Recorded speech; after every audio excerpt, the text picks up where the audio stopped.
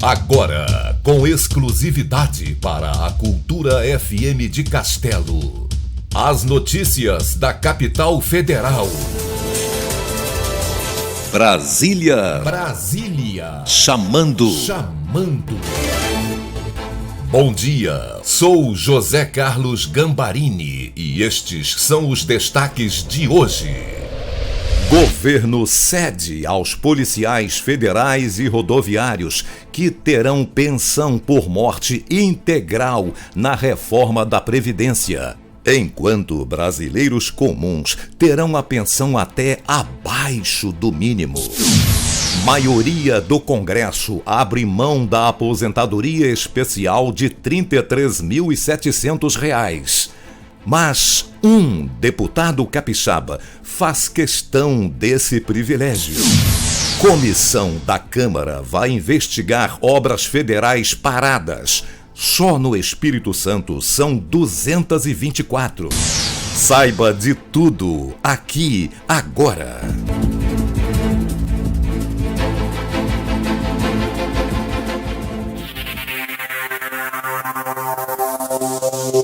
Após reunir-se com o presidente Jair Bolsonaro, a líder do governo no Congresso, Joyce Hasselmann, anunciou concessões na reforma da Previdência. É para atender às pressões de policiais federais e rodoviários federais.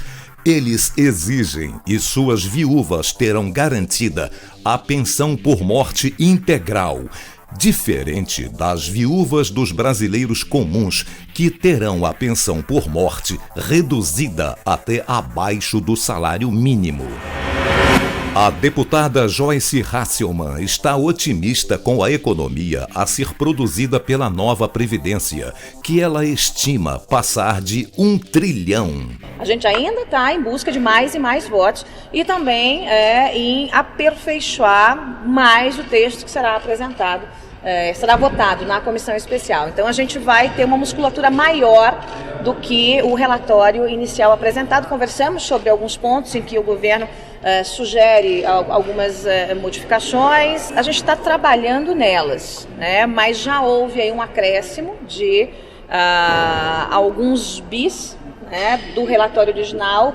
Então estamos numa expectativa boa, porque a gente está muito perto de um tri. Houve alguns avanços em relação a algumas categorias policiais.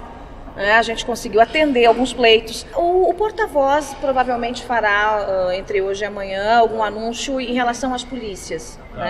Polícia Federal, a Polícia Rodoviária Federal, aquelas que estão debaixo do escopo da União. Então ele deve fazer ali alguns anúncios, mas como, por exemplo, a pensão integral em caso de morte.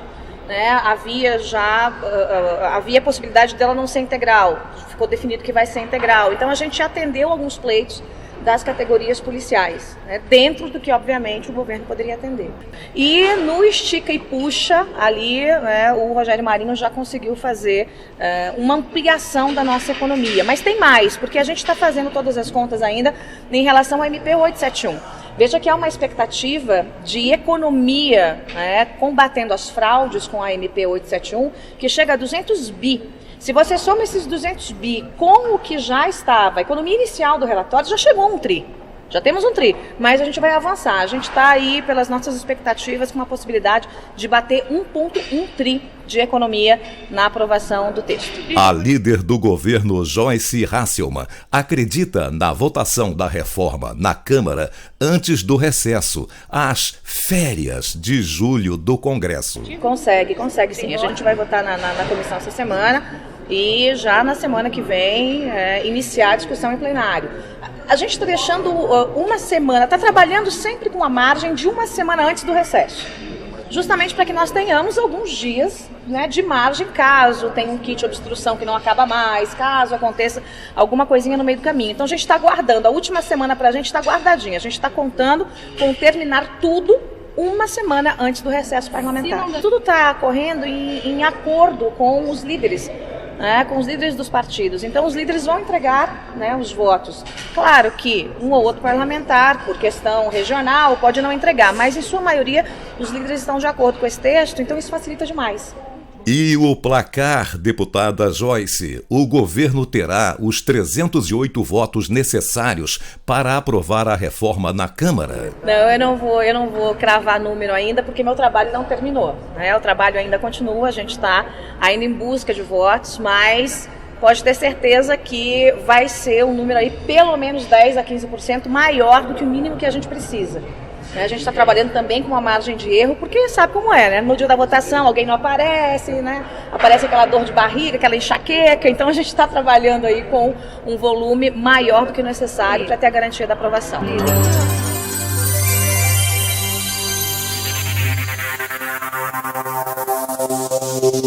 A reforma da Previdência inclui a classe política, que passará a contribuir ao INSS e a se aposentar pelas mesmas regras dos trabalhadores da iniciativa privada, embaixo do teto, atualmente de R$ 5.800. Porém, enquanto a nova Previdência não pega todo mundo, alguns deputados e senadores estão aderindo a um regime especial que dá direito a se aposentar até com salário integral de um parlamentar, hoje de R$ 33.700. Responsáveis por aprovar mudanças na Previdência e mantendo a coerência, a maioria dos deputados e senadores decidiu abrir mão do regime especial de aposentadoria a que tem direito e se enquadrar no regime geral do INSS. Dos 13 parlamentares capixabas, apenas um não abriu mão desse privilégio, o deputado Evair de Melo. O assunto provoca debates acalorados na Câmara. A deputada doutora Soraya Manato criticou da tribuna esses colegas. Você, cidadão de bem, que trabalha dia a dia para pagar as contas do mês, está arcando com esse absurdo que é a aposentadoria especial. Eu não aceito isso e não vou aderir. Incluo também o meu marido, ex-deputado federal, Carlos Manato, que fez 16 anos de história nessa casa, com muito trabalho e dedicação. Tenho muito orgulho disso. Quero que vocês, brasileiros, saibam que a mesma oposição é a que quer mamar do dinheiro público e receber uma aposentadoria especial, que no final das contas, quem paga é a população.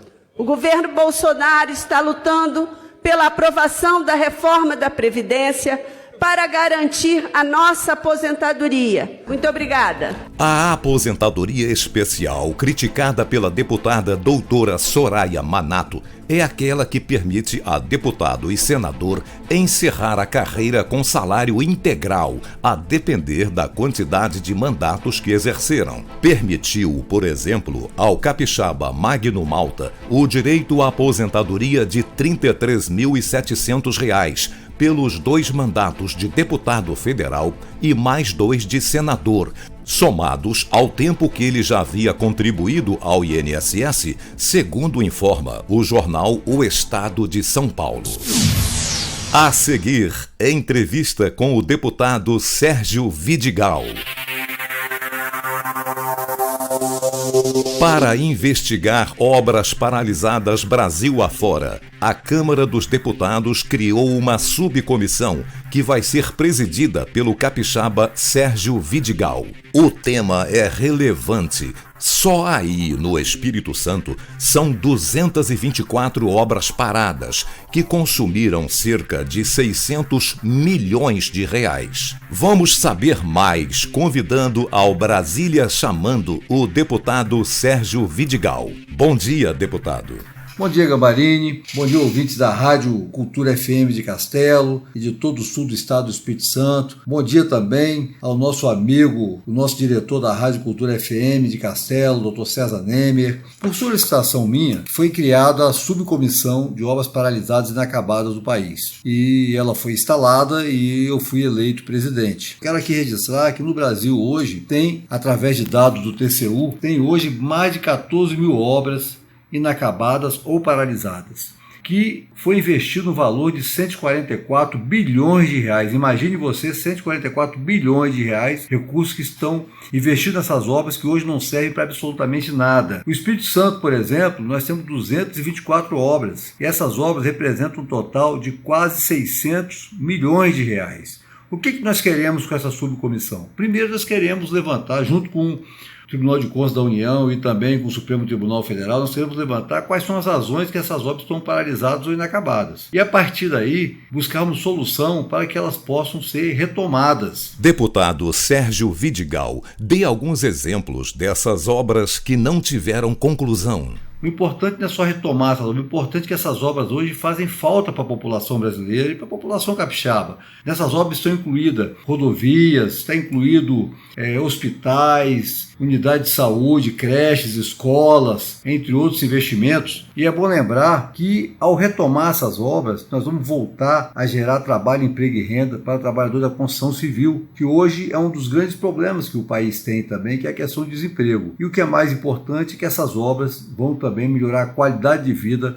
da população capixaba e a população brasileira, haja visto que é inadmissível que tenhamos 144 bilhões de reais aplicados sem serventia nenhuma para a sociedade. E nós precisamos buscar mecanismos, seja através de novas legislação ou outras formas, para que essas obras retomem e que casos como esse não ocorram mais no Brasil. Obrigado, deputado Sérgio Vidigal. E por hoje é só.